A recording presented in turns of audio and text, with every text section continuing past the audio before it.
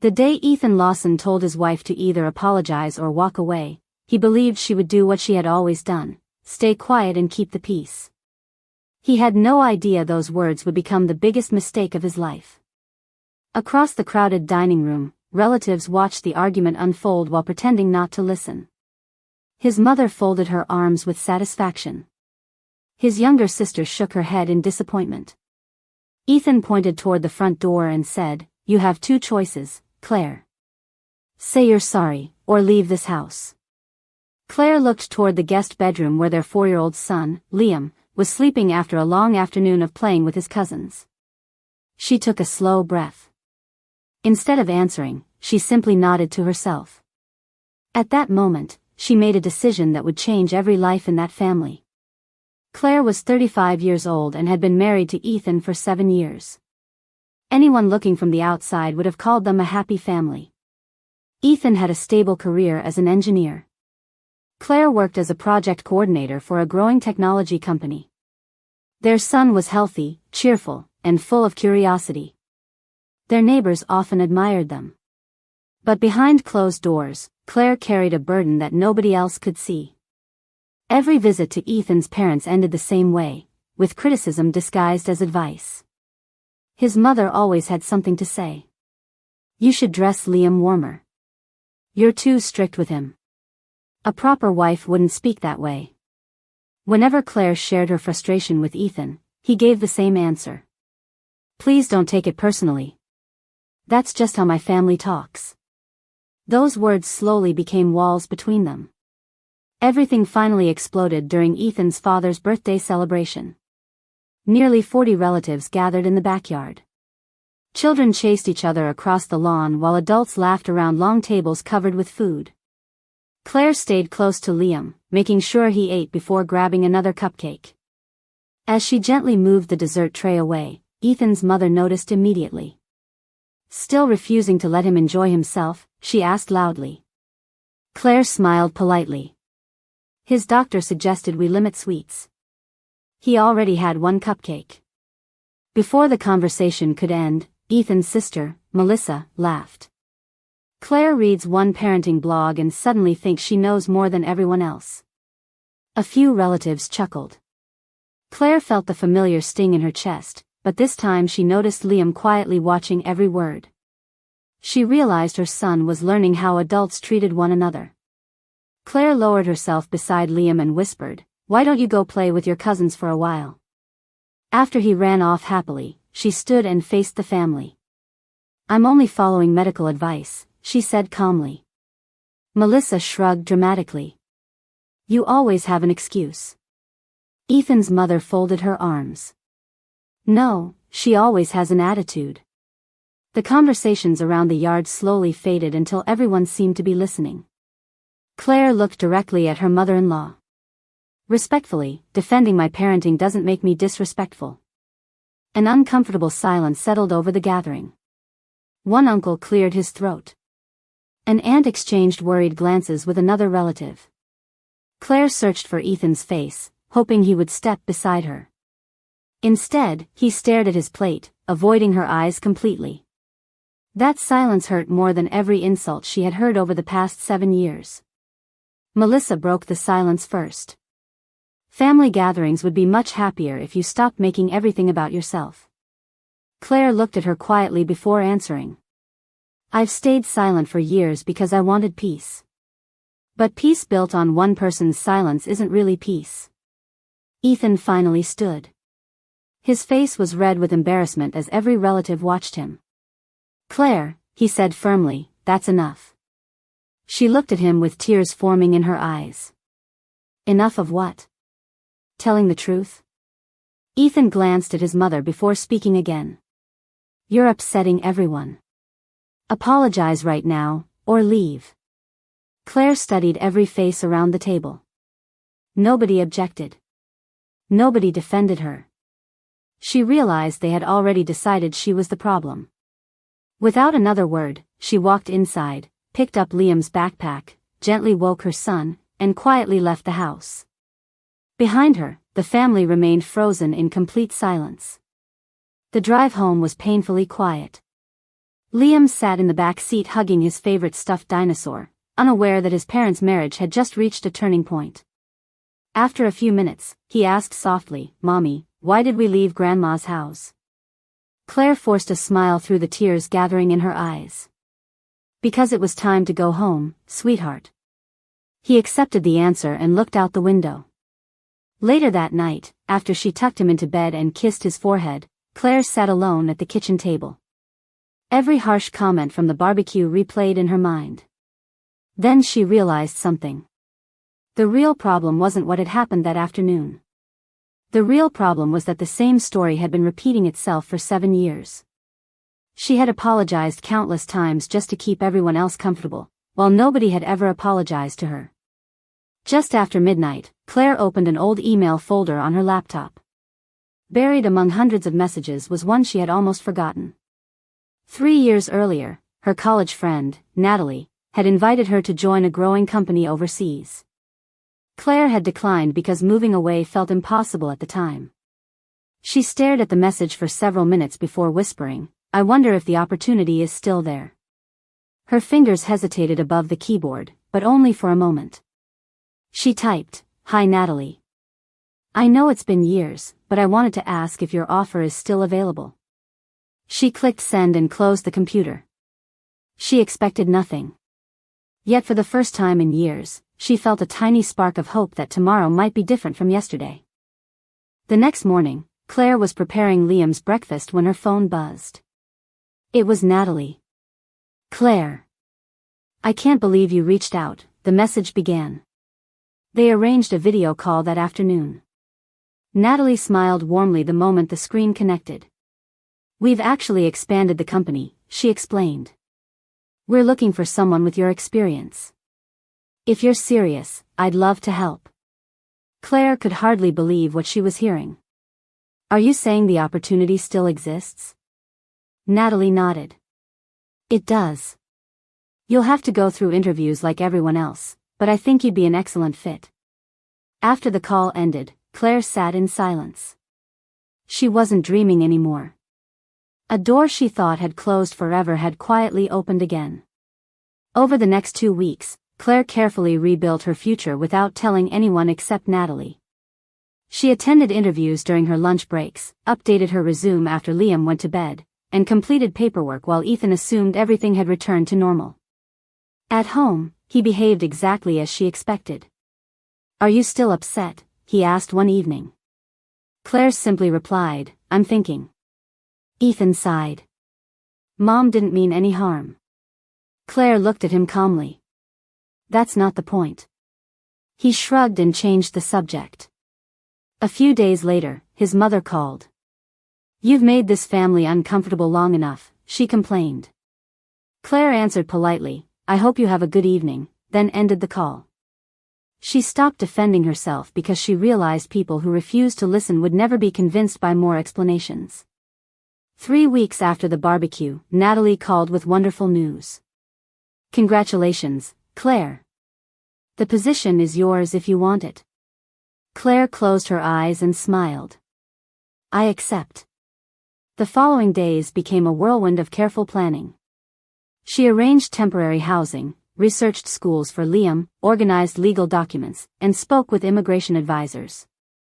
Every decision came down to one question: would this give Liam a healthier, happier future? If the answer was yes, she continued. If it wasn't, she looked for another solution. Meanwhile, Ethan believed time had healed everything. One Friday evening, he arrived home carrying Claire's favorite takeout. Smiling confidently, he placed the bags on the kitchen counter. "I think we've both been stubborn long enough," he said. Claire looked at him quietly, hiding the secret that, within days, her life was about to change forever. Claire thanked Ethan for bringing dinner and sat across from him at the kitchen table. The smell of her favorite meal filled the room, but she had little appetite. Ethan smiled as though everything had already been settled. "I knew you'd cool off," he said confidently. "We've both had time to think." Claire looked at him for a long moment before replying, "You're right. I've done a lot of thinking."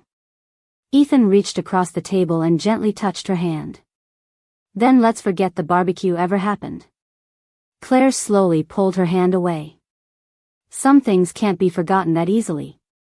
He laughed awkwardly. You're overthinking this. She didn't argue. Instead, she quietly changed the subject and finished dinner. The entire time, Ethan never noticed the folders hidden inside her office drawer, filled with travel documents, job contracts, and a future he knew nothing about. Over the next few days, Claire continued acting as though life was perfectly normal. She packed a few boxes each evening while Ethan watched television downstairs. Whenever he asked what she was doing, she smiled and said, "Just organizing some old things." Liam happily helped his mother fold clothes, believing they were simply cleaning the house. "Mommy, are we going on a trip?" he asked one afternoon. Claire kissed the top of his head and smiled. "Yes, sweetheart. A very special one." She made sure every legal document was complete before making another move. She spoke with lawyers, arranged everything properly, and made decisions carefully. This wasn't about revenge. It wasn't about punishing Ethan. It was about building a peaceful life where her son would grow up believing respect was something every person deserved. The evening before their departure, Claire wrote a letter by hand. She didn't want anger to guide her words. She wanted honesty. The letter began simply, "Ethan, I never wanted our marriage to end this way." She explained that she had spent years trying to fit into a family that never truly accepted her. She wrote about every time she had stayed silent to avoid another argument. She reminded him of the many occasions she had asked for his support and how often he had answered with, "That's just how they are." Finally, she wrote, "The day you asked me to apologize or leave, you believed you were protecting your family. You never realized I was your family too." She folded the letter carefully, placed it inside an envelope, and left it on the kitchen counter before going upstairs to hold Liam a little tighter than usual. The next morning arrived with clear blue skies. Ethan left early for work after kissing Liam goodbye. "See you tonight, buddy," he said cheerfully. Liam waved excitedly from the doorway. As Ethan drove away, Claire stood quietly until his car disappeared around the corner. Then she whispered, "It's time."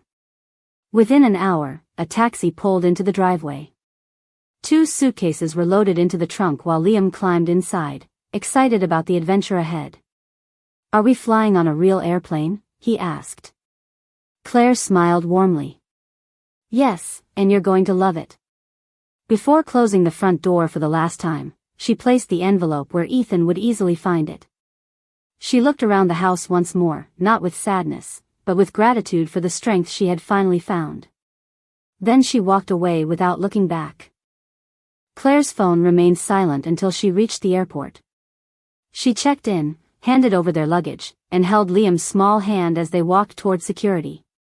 Just as they entered the departure area, her phone began ringing over and over again. Ethan's name flashed across the screen. Then came another call. Then another. Messages flooded in one after another. "Claire, where are you? Please answer me. What is this letter supposed to mean?" She read none of them. Nearly 3 hours later, after the plane had taken off and Liam had fallen asleep beside her, she finally answered. Ethan's voice trembled. "Claire, please tell me this isn't real." She looked through the airplane window at the endless clouds below. "It's real, Ethan." There was a long silence before he whispered, "Why didn't you tell me?" Claire closed her eyes and answered softly, "Because every time I tried to tell you how I felt, you chose not to listen." For several seconds, Ethan couldn't say a word. Claire could hear nothing except his uneven breathing on the other end of the call. Finally, he spoke. "Claire, please, come back. We can fix this." She looked at Liam sleeping peacefully with his small head resting against her shoulder. "I spent years asking us to fix this," she replied calmly. "Every time I tried, you told me your mother didn't mean any harm or that I was being too sensitive." Ethan swallowed hard. "I didn't know you were hurting this much." Claire let out a quiet sigh. "That's because you never really listened. You only heard enough to defend everyone else." Tears filled Ethan's eyes as he whispered, "I never wanted to lose my family. Claire answered gently, "You didn't lose your family today, Ethan. You started losing it years ago." Life in their new country wasn't easy during the first few months. Claire had to learn unfamiliar streets, adjust to a different workplace, and help Liam settle into a new preschool. Some evenings she returned home completely exhausted, wondering if she had made the right decision. But every morning, Liam gave her the answer without saying it directly. He laughed more. He slept peacefully through the night. His teachers often told Claire, "He's kind, confident, and makes friends with everyone." One afternoon, while they were walking home from the park, Liam slipped his little hand into hers and smiled. "Mommy, I like it here." Claire smiled back. "I do too."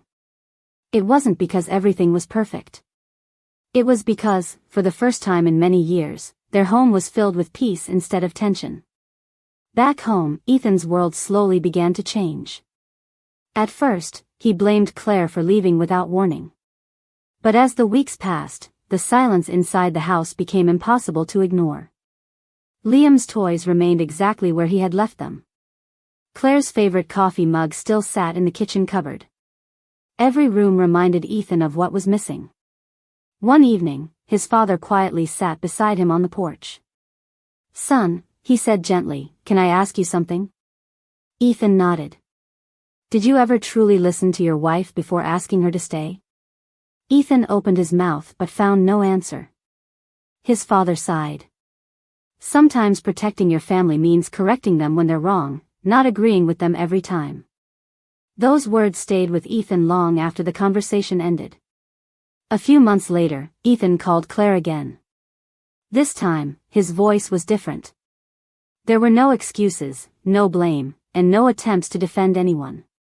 "Claire," he began quietly, "I owe you an apology." She listened without interrupting. "I failed you as a husband," he continued.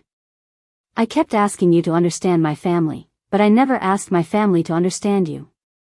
I stood beside them when I should have stood beside my wife." Claire remained silent for several moments before answering. "Thank you for saying that." Ethan took a deep breath. "I'm not asking you to come back today.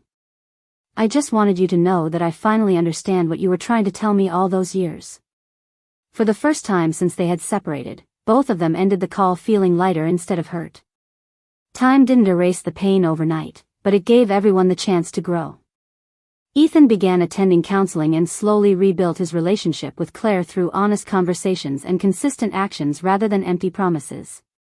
His mother and sister eventually admitted they had treated Claire unfairly and apologized sincerely, though it took them much longer to recognize the damage they had caused. Claire accepted their apologies at her own pace, never allowing herself to be pressured into forgiveness before she was ready. Looking back, she realized the biggest change wasn't moving to another country or starting a new career. It was discovering that love without respect can never truly bring happiness. The day Ethan told her to apologize or leave, he believed he was giving her an ultimatum. Instead, he unknowingly gave her the courage to choose a life where her voice finally mattered.